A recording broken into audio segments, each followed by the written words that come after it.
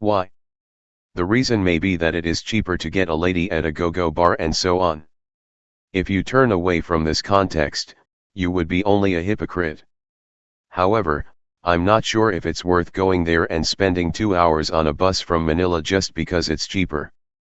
Therefore, it may only be due to nostalgia and the inertia of history that the place has developed as a nightlife area for American soldiers. Regardless, it is still a popular place for foreign travelers looking for nightlife. In fact, some travelers even go there to catch a bus for Clark Airport as soon as they land at Ninoy Aquino International Airport in Manila. The bus runs not only at midnight but also early in the morning. While Clark Airport is an international airport, there are fewer flights compared to NAIA, so, your flight may likely land at NAIA. Even if there were a flight between your location and Clark Airport, it could end up being more expensive.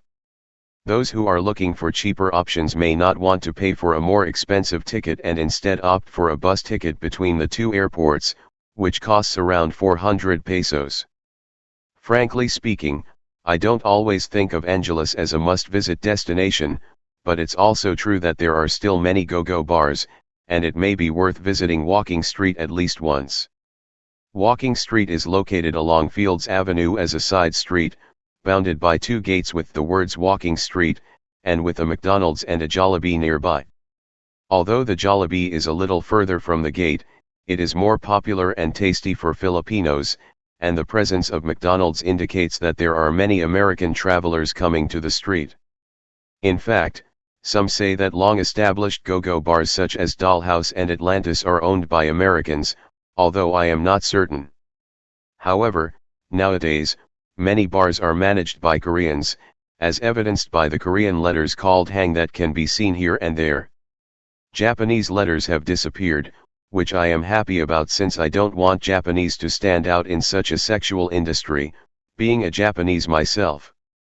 Moving on to the second subject, let's talk about costs. A beer usually costs about 150 pesos, although this may vary depending on the bar. Keep in mind that inflation is rapidly progressing in the Philippines, as is the same trend in the world, so when you visit, you may find that prices are higher than what I'm describing. A lady's drink typically costs around 300 pesos. Be careful when choosing between single or double, as some bars offer two types of ladies' drinks that differ in quantity of alcohol.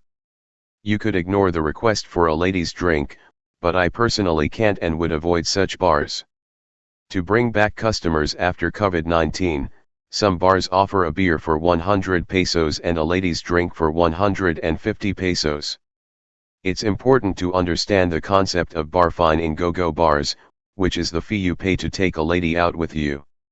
Some claim that you should pay the lady some money after sleeping with her in addition to the bar fine, but this is nonsense and would make visiting Angeles not worthwhile.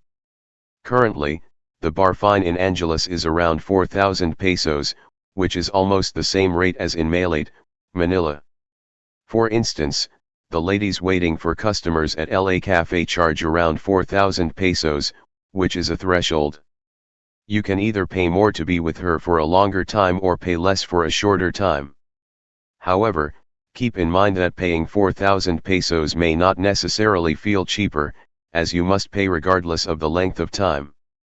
The lady you choose may also become annoyed and want to leave immediately after you sleep with her, even if you have paid for the whole night. This could make the 4,000 pesos seem more expensive. Of course, there are other attractions in Angeles, such as a golf course where you can play at a reasonable fee, but there is no sea, which is a disadvantage of Angeles. Why would travelers want to come to a place without sea in the Philippines? Yes, those who want to meet women, but the prices are getting higher, as I mentioned before, which reduces its value, don't you think?